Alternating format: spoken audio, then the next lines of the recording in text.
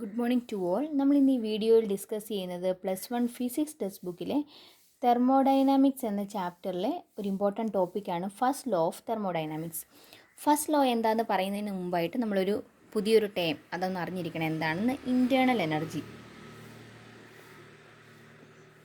Internal energy ഇത് denote ചെയ്യുന്ന letter U ആണ്. യു ഉപയോഗിച്ചുകൊണ്ട് റെപ്രസെൻറ്റ് ചെയ്യും. നമ്മളൊരു സിസ്റ്റം എടുത്തു കഴിഞ്ഞാൽ സിസ്റ്റത്തിനകത്ത് മോളിക്യൂൾസ് ഉണ്ടാവും.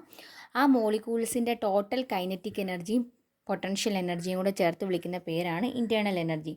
സോ ഇൻറ്റേർണൽ എനർജി എന്ന് പറയുന്നത് കൈനറ്റിക് എനർജീസ് പ്ലസ് പൊട്ടൻഷ്യൽ എനർജിയാണ്. പി എന്ന് കൊടുത്തെന്ന് വിചാരിക്കുക പൊട്ടൻഷ്യൽ എനർജിക്ക്.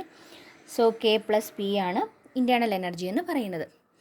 അപ്പോൾ നമുക്കറിയാം, ഇനി നമ്മൾ നോക്കുന്നത് ഒരു സിസ്റ്റം നമ്മൾ എടുത്തെന്ന് വിചാരിക്കുക.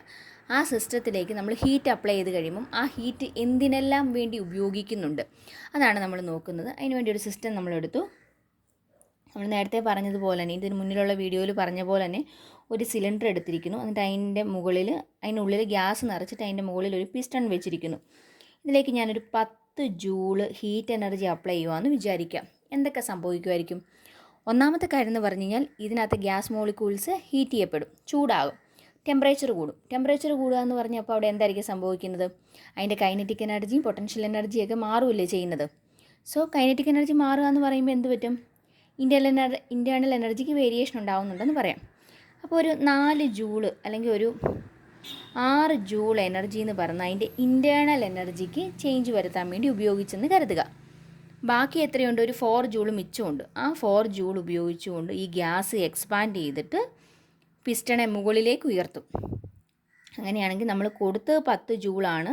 അതെന്തിനൊക്കെ വേണ്ടി ഉപയോഗിച്ചു? ഒന്ന് അതിൻ്റെ ഇൻറ്റേർണൽ എനർജിക്ക് വേണ്ടി ഉപയോഗിച്ചു, ബാക്കി അത് വർക്ക് ചെയ്യാൻ വേണ്ടി ഉപയോഗിച്ചു അല്ലേ? അങ്ങനെയാണെങ്കിൽ നമുക്ക് ഈ പറഞ്ഞതിനെ നമുക്കറിയാവുന്ന ടൈമിലൊന്ന് എഴുതാം. ഇതെന്തായിരുന്നു? നമ്മൾ കൊടുത്ത ഹീറ്റ് എനർജിയാണ്. സോ ഇതിനെ നമുക്ക് ഡെൽറ്റ ക്യൂ എന്ന് വിളിക്കാം. Delta Q is equal to, ഈ ആർ എന്ന് പറയുന്നത് എന്തായിരുന്നു? അതിൻ്റെ ഇൻറ്റേർണൽ എനർജിയിലുണ്ടായ ചേഞ്ചാണ്. സോ ഡെൽറ്റ യു പ്ലസ് 4 എന്താണ്? വർക്ക് ഡൺ ആണ് അല്ലേ? ഡെൽറ്റ ഡബ്ല്യു എന്ന് കൊടുത്തു. Is equal to delta U plus delta ഡബ്ല്യുവിൻ്റെ സ്ഥാനത്ത് എന്ന് കൊടുക്കാം പി ഡെൽറ്റ വി എന്ന് കൊടുക്കാം. ഇത് മുന്നിലുള്ള വീഡിയോയിൽ നമ്മൾ പറഞ്ഞിരുന്നു വർക്ക് എങ്ങനെയാണ് പി ഡി വി എന്നായിട്ട് മാറുന്നതെന്ന് പറഞ്ഞിരുന്നു.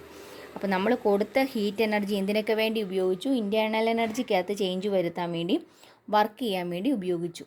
ഇതിനെ വിളിക്കുന്ന പേരാണ് എന്ത്? ഫസ്റ്റ് ലോ ഓഫ് തെർമോഡൈനാമിക്സ് എന്ന് പറയുന്നത്. ഇനി നമുക്ക് അതിൻ്റെ തന്നെ മറ്റൊരു സ്റ്റേജിലോട്ട് നോക്കാം.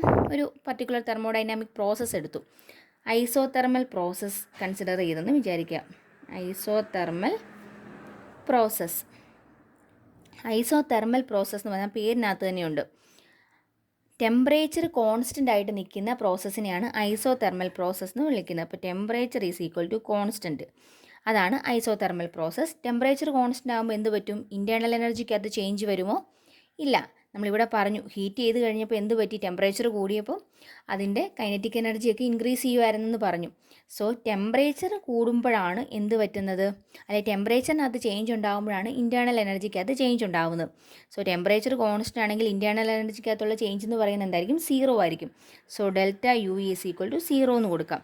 അപ്പം ഈ ഫസ്റ്റ് ലോ ഓഫ് തെർമോഡൈനാമിക്സ് എങ്ങനെയായിട്ട് മാറും? Delta Q is equal to delta U plus P delta V എന്നുള്ളതായിരുന്നു ഇക്വേഷൻ. അതിനകത്ത് ഡെൽറ്റ യു 0 ആയി കഴിയുമ്പോൾ delta Q is equal to P delta V എന്ന് മാത്രമായിട്ട് മാറി. നമുക്കിനി നോക്കേണ്ടത് ഇങ്ങനത്തെ ഐസോതെർമൽ പ്രോസസ്സ് ഉണ്ടോ ടെമ്പറേച്ചർ കോൺസ്റ്റൻ്റ് ആയിട്ട് നിൽക്കുന്ന കേസുകൾ? തീർച്ചയായിട്ടും ഉണ്ട്. എക്സാമ്പിൾ എന്തൊക്കെയാണ്? എക്സാമ്പിൾ എന്ന് പറയുന്നത് നമുക്ക് എന്ത് പറയാം?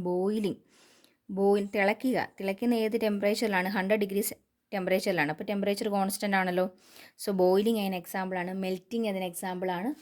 അപ്പോൾ അതൊക്കെ ഐസോതെർമൽ പ്രോസസ്സാണ്. അതുപോലെ തന്നെയുള്ള മറ്റൊരു പ്രോസസ്സാണ് അഡയബാറ്റിക് പ്രോസസ്സ്. അഡയബാറ്റിക് പ്രോസസ്സ് എന്ന് പറഞ്ഞു കഴിഞ്ഞാൽ അവിടെ ഹീറ്റിൻ്റെ ട്രാൻസ്ഫർ ഉണ്ടാകുന്നില്ല. അതായത് സിസ്റ്റത്തിനുള്ളിലേക്കോ സിസ്റ്റത്തിൽ നിന്ന് പുറത്തേക്കോ ഹീറ്റിൻ്റെ ട്രാൻസ്ഫർ ഉണ്ടാകുന്നില്ലെങ്കിൽ അതിനെയാണ് നമ്മൾ അഡയബാറ്റിക് പ്രോസസ്സ് എന്ന് പറയുന്നത്. അങ്ങനെയാണെങ്കിൽ അവിടെ എന്തായിരിക്കും? Delta Q is equal to 0 എന്ന് കൊടുക്കാം. ഹീറ്റ് ട്രാൻസ്ഫർ ഉണ്ടാകുന്നില്ല.